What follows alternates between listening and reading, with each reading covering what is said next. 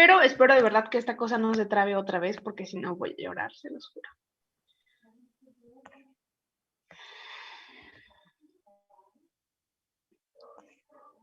Ahí está. Y ya hay 2 personas leyendo las diapositivas. Están haciendo trampa, ¿verdad?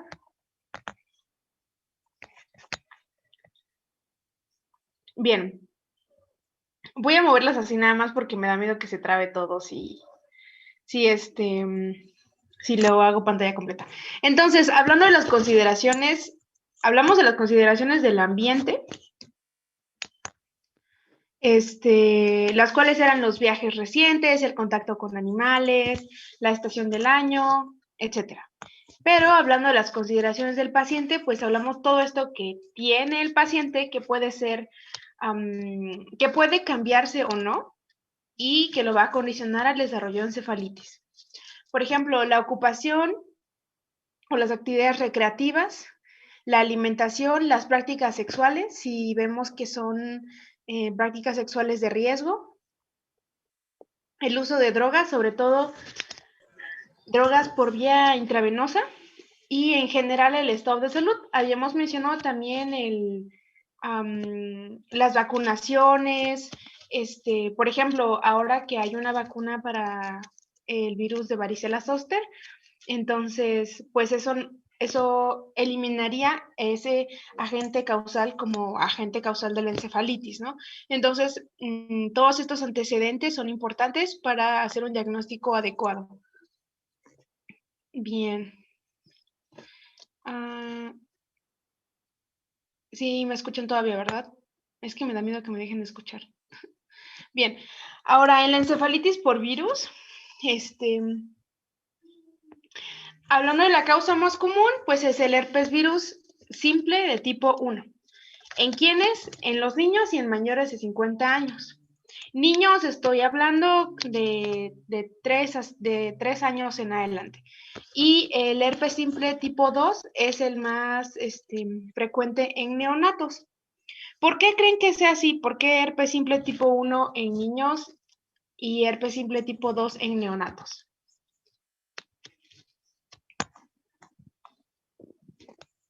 Es pregunta. ¿Brenda? Ajá. Porque el herpes simple tipo 2 se supone que es más por vía de transmisión sexual, entonces podría ser transmisión vertical de madre a hijo. Más que eso, hablamos de la transmisión por el canal de parto, ¿no? Entonces,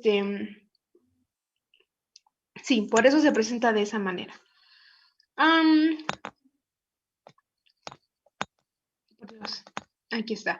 Entonces, la encefalitis causada por herpes virus tiene un inicio unilateral, es decir, solamente va a afectar un lado del encéfalo, pero puede afectar ambos. ¿Qué regiones va a afectar principalmente? Las regiones anterior y medial del lóbulo temporal. Aquí está. El lóbulo temporal.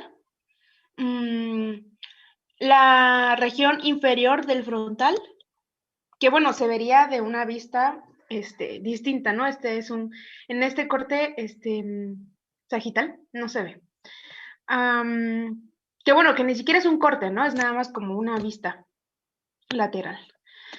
El tálamo o bien la corteza insular, que bueno, no se aprecian todas estas regiones aquí, pero se aprecian las primeras, anterior y medial del lóbulo temporal y la parte inferior del frontal. Entonces, ¿cómo se va a manifestar esta encefalitis por herpes virus? Bueno, por fiebre, ya saben que pues todas las infecciones van a manifestar fiebre básicamente, cefalea, confusión y una alteración del comportamiento. ¿Recuerdan cuando vimos estas clasificaciones de la alteración la afectación del encéfalo, que podían ser de tipo cognitivas o del estado mental? Bueno, pues aquí es en donde se pueden clasificar. Confusión, estupor o que puede llegar al coma, y la alteración del comportamiento pueden tender a ser más agresivos, por ejemplo. Entonces, ¿cuáles son las consideraciones importantes? Es que estas encefalitis evolucionan por un par de días, no toma mucho tiempo.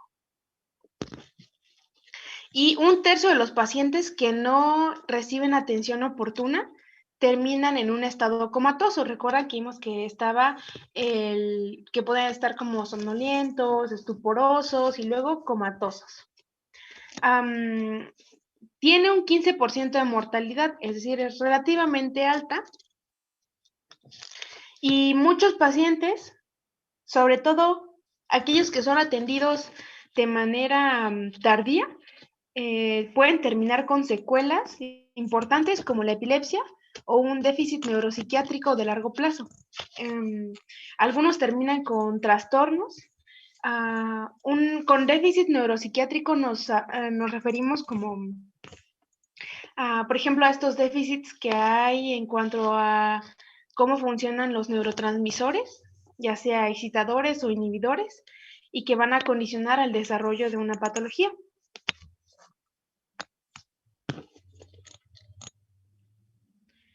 Otro de las encefalitis causadas por el grupo de virus de los herpes es la encefalitis por herpes zóster.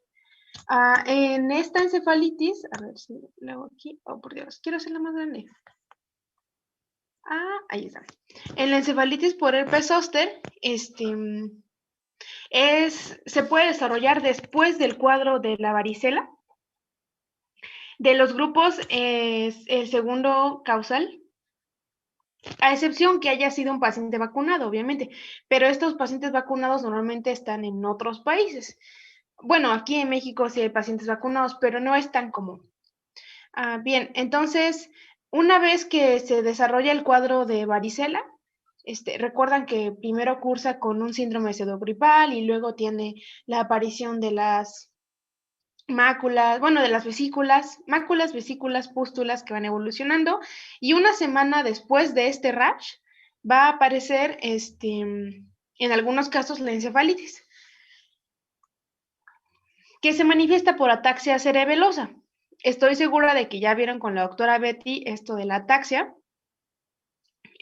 cuando vieron, creo que eso se ve en neuro, ¿no? Oye, ¿ya vieron neuro? Estamos terminando neuro.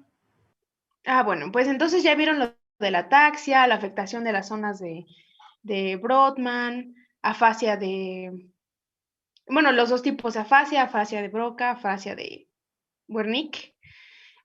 Pero bueno, en este caso vamos a hablar de ataxia cerebelosa.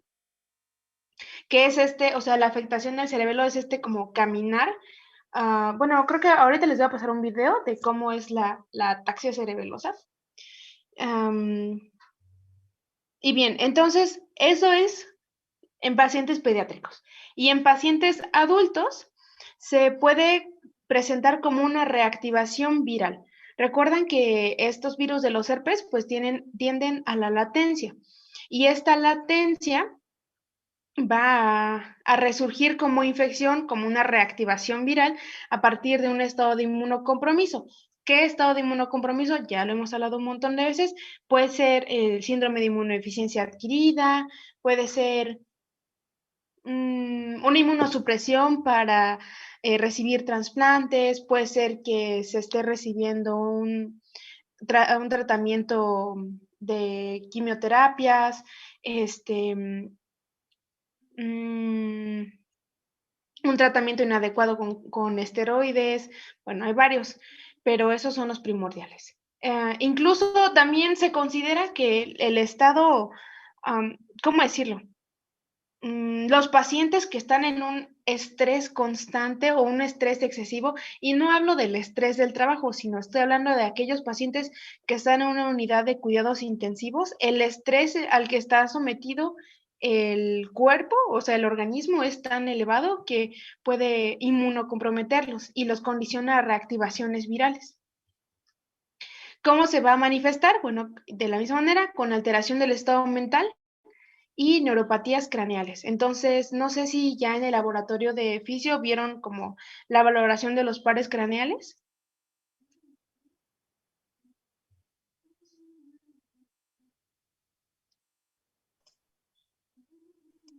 Apenas vamos a ver.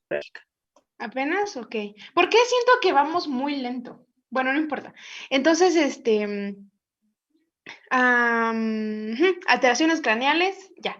Pero eso los van a evaluar mejor en fisio. Y esta tiene un grado de mortalidad mucho más elevado hablando en los adultos, porque es incluso el 20%, o sea, es muy alto, porque o sea, se valora también el estado de inmunocompromiso del paciente. Entonces, es por eso que es grave. Quise poner antes el tratamiento de las encefalitis por herpes porque tienen, pues, similares tratamientos. Cuando hablamos de encefalitis por herpes simple, ya sea 1 o 2, se utiliza el tratamiento con aciclovir por vía intravenosa 14 a 21 días. Las dosis van a depender del paciente, por supuesto. Y muchos, en la práctica clínica se emplea mucho el uso de esteroides, porque pues es como empíricamente se sabe que los pacientes van a mejorar a partir del uso de la administración de esteroides. Sin embargo, estuve revisando algunos artículos y dicen que no hay nada que diga comprobado que los esteroides van a mejorar el desarrollo o el estado del paciente. Sin embargo, es como que en la práctica y en la experiencia se dice que sí funciona. Entonces, el aciclovir, 100% comprobado. Los esteroides no están comprobados, sin embargo, clínicamente se emplean. Es como de colega a colega, le dicen, no, pues es que al mío le fue muy bien con esteroides, ¿no? ¿Por qué? Porque estamos buscando que disminuya la inflamación. La respuesta inflamatoria. Yo sé, se los juro, no sé por qué a esta hora me pongo a bostezar un montón. Creo que es porque tomo mi medicina como 1 hora antes de esto, entonces como que a esta hora me da un montón de sueño. Perdón. Pero no es porque me aburra dar la clase, para nada. Bien, ahora hablando de la encefalitis por herpes zóster, también tiene el mismo tratamiento de administración de aciclovir por vía intravenosa, 14 a 21 días, y lo bueno de esto es que puede prevenirse con la vacunación. Ahora, estuve revisando dentro de estos artículos y mencionaba que había como teorías de que cuando se prolongaba el tratamiento por más de 21 días con aciclovir, los pacientes evolucionaban mejor y eso no está demostrado. Bueno, se ha demostrado que no mejoran con un tratamiento más prolongado. Lo que sí es que a partir del diagnóstico, instaurar este tratamiento en las primeras 24 horas es lo elemental, porque cuando toma más de 24 horas, o sea, mientras más te va a estar dando en establecer un tratamiento con aciclovir, más se va a deteriorar el paciente y va a tener un peor pronóstico. Y estadísticamente, si sabemos que la mayoría de las encefalitis son causadas por herpes virus, normalmente, en cuanto empieza el cuadro de la encefalitis, se lo detectan, empíricamente administran aciclovir, porque pues es como más fácil que le den, ¿no? O le atinen, vamos a decir así. Entonces, lo ideal es no demorarse más de 24 horas. Aquí está. Ahora, ¿cómo la diagnosticamos? ¿Cómo la diagnosticamos? Hay diferentes formas de diagnosticarla, pero se puede hacer en general pruebas de PCR o pruebas de inmunoglobulinas. Cuando hablamos, creo que en las siguientes diapositivas habla de la punción lumbar y de cómo se valoran la presencia de células o de glucosa, pero bueno, ahorita vamos a hablar de las pruebas de laboratorio que se hacen en esta punción lumbar. Puede hacerse en suero la prueba de PCR o en líquido cefalorraquídeo, PCR o en suero inmunoglobulinas. Es importante hablar acerca de los hallazgos de la neuroimagen, bueno, o sea, como de todas las pruebas de imagen, no solamente de laboratorio, porque se tienen que tomar en cuenta todas estas formas de valorarlo, la clínica, las pruebas de laboratorio y la imagenología. Entonces, en las encefalitis causadas por herpes virus de tipo 1, en la resonancia magnética podemos encontrar que la mayoría se va a ver como anormal. O sea, es un indicio clásico que se vea anormal. ¿Cómo se va a ver anormal? Pues hay edema del encéfalo y asimetría de los lóbulos frontales y temporales. Recuerden que afecta los lados laterales del temporal y el lado inferior del frontal, y que normalmente es unilateral. Entonces, por eso vamos a ver asimetría en la resonancia magnética.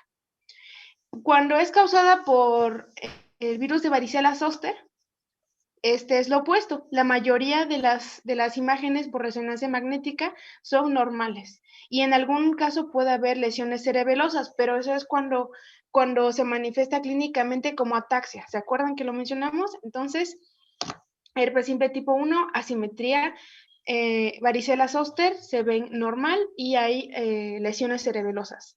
También el virus de Epstein-Barr puede causar encefalitis. No lo puse en el cuadro, pero también puede ser diagnosticado. Y si recuerdan, el grupo de los herpes virus se clasificaba, ¿no? Como los que son linfotrópicos,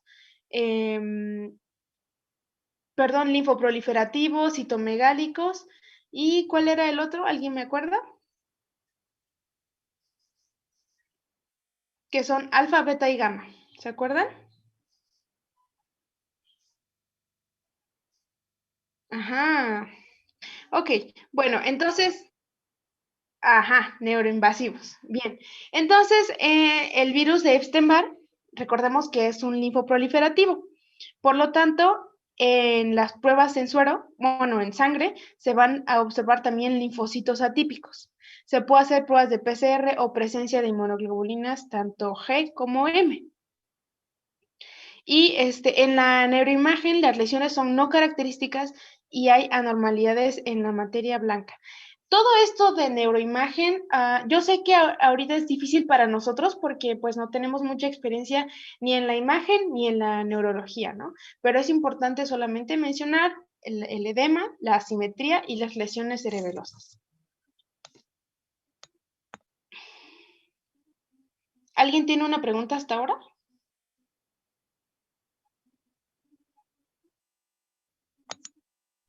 No, Creo que no, Bien, gracias. excelente. Iba yo a decirles una cosa chistosa. Se me olvidó. Bien, ahora, esta es un cuadro, bueno, es algo así como un algoritmo que nos permite realizar pruebas que nos van a llevar, digamos, hacia un camino o a otro para determinar el agente causal. Entonces, está en inglés, pero voy a revisarlo rápidamente. En cuanto a los laboratorios que se hacen, a las pruebas de laboratorio, que es el cuadro del lado izquierdo, el superior del lado izquierdo, aquí habla sobre el conteo, todo lo que podemos emplear para diferenciar. El conteo celular, las concentraciones de proteína, la glicemia, se puede utilizar una tinción de Gram, un cultivo celular o un cultivo bacteriano si buscamos una meningitis, PCR en busca de herpes simple tipo 1, tipo 2, varicela zoster. Bien, esas son las más usadas en México. Luego del lado derecho tenemos todas las pruebas que se hacen en sangre, como hemocultivo, serología por virus de VIH.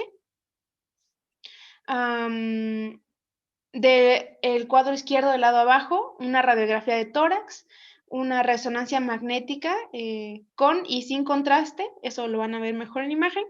Y del lado derecho, el de abajo, todos los exámenes que puedan ser de ayuda extras, como el electroencefalograma o muestras de infecciones de tejidos asociados o tejidos que estén proximales, por ejemplo, un exudo faríngeo o un cultivo de heces. Entonces, si se dan cuenta, todos estos son exámenes muy generalizados que nos permiten determinar, por ejemplo, si hablamos de un virus o de una bacteria. Nos permiten determinar si es por contaminación hematógena o por proximidad anatómica. Entonces, toda la información que reunamos a partir de estos exámenes generales nos van a llevar al cuadrito de abajo, que es cuando ya tenemos un agente causal mucho más específico o mucho más determinado. Por ejemplo, virus de Epstein-Barr, herpes virus, citomegalovirus, arbovirus, etcétera, etcétera. Entonces, este cuadrito es importante porque no solamente para la encefalitis, sino debemos recordar que tenemos que ir siempre de mayor a menor, de más general, como una tinción de Gram, a lo más específico como pruebas específicas de PCR o de anticuerpos específicos. Aquí en el cuadro se incluyen anticuerpos para herpes virus tipo 1 y tipo 2, porque epidemiológicamente, pues como son las más comunes, es buena idea realizar las pruebas al inicio y así ya descartamos todas las otras sospechas. ¿Quedó claro lo del cuadro?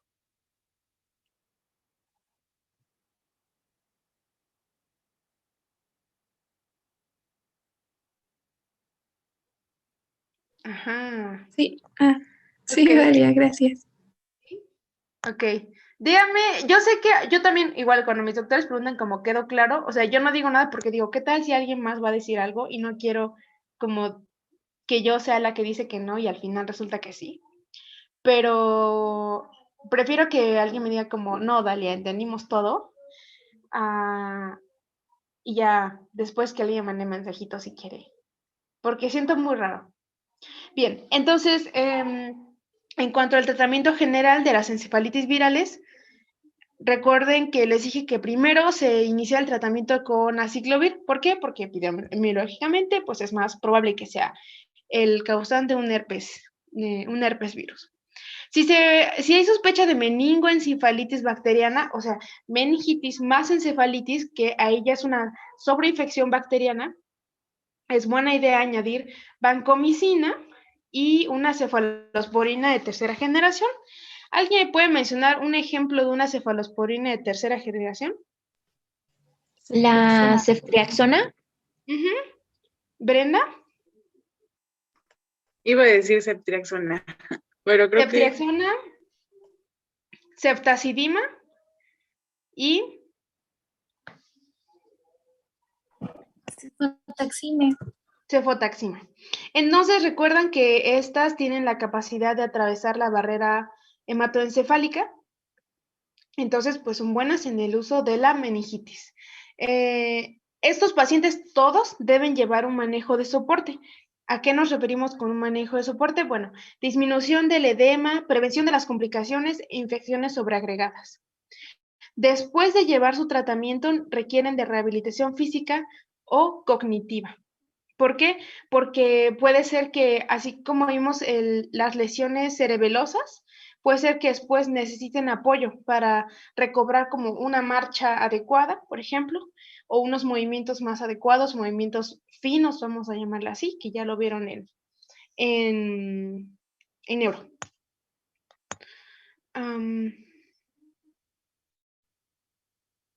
Ahora vamos a hablar del diagnóstico de meningitis. El diagnóstico de meningitis se puede hacer de 3 formas distintas o por 3 caminos distintos. Puede ser el hemocultivo, la punción lumbar o las pruebas de PCR. El hemocultivo, pues,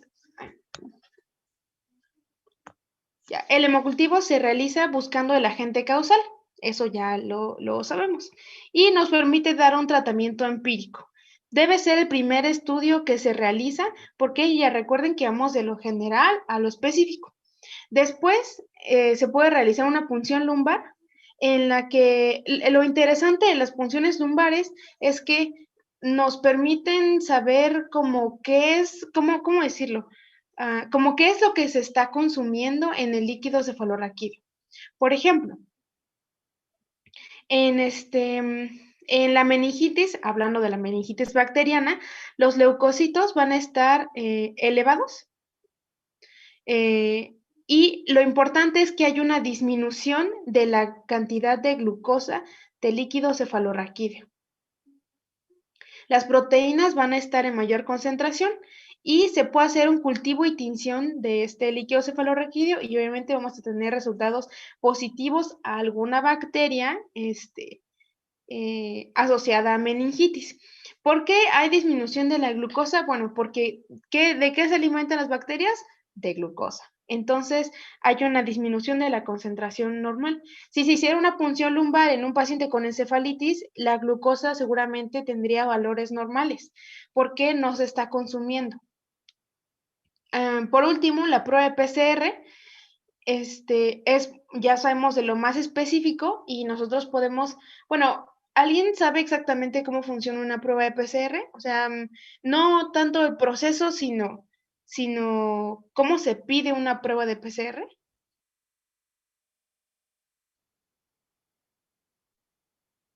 ¿O a alguien le han hecho una prueba de PCR? No.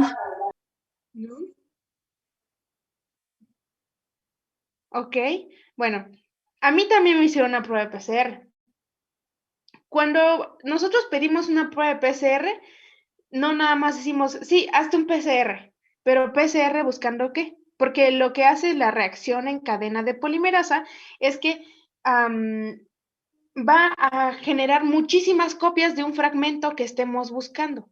Pero para realizar una prueba de PCR, pues necesitamos saber qué estamos buscando para que se busquen ¿cómo son estos? Los cebadores, no sé si ya lo vieron en biología molecular, estos que van a iniciar la replicación. Bueno, ajá, sí, la replicación y en segmentos específicos, no sé si ya lo vieron. Entonces, no podemos nada más decir PCR y PCR, pues ¿para qué, no?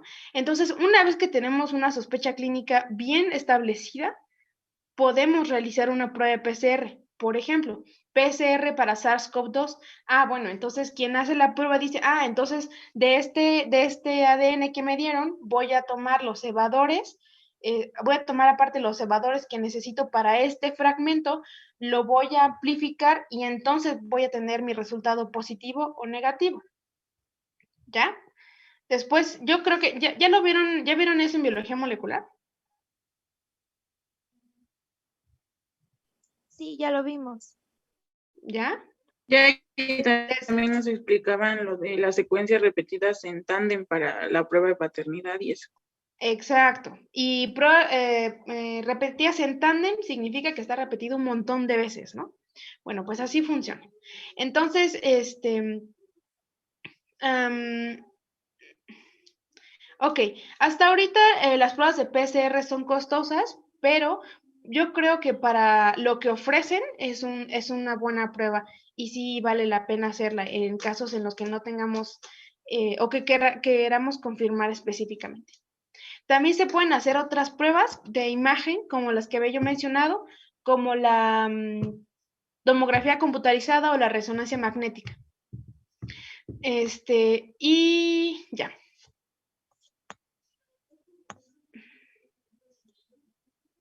A ver. Bien. Ahora, el tratamiento para la meningitis. Habíamos mencionado antes el uso de las cefalosporinas de tercera generación y el uso también de esteroides para disminuir el edema y pues la respuesta inflamatoria que condiciona al daño prolongado, ¿no? O al daño a largo plazo. Por ejemplo, el tratamiento empírico es la ceftriaxona, 2 gramos cada 24 horas o bien cefotaxima, 2 gramos cada 6 a 8 horas. Cuando hablamos de pacientes que son alérgicos, podemos emplear los betalactámicos como la vancomicina, que vimos en las diapositivas anteriores de la meningoencefalitis, el uso de vancomicina y ceftriaxona y una cefalosporina de tercera generación.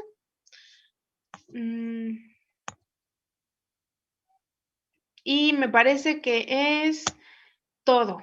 Uy, qué rápido. Creí que me demoraría más tiempo. ¿Alguien tiene una pregunta?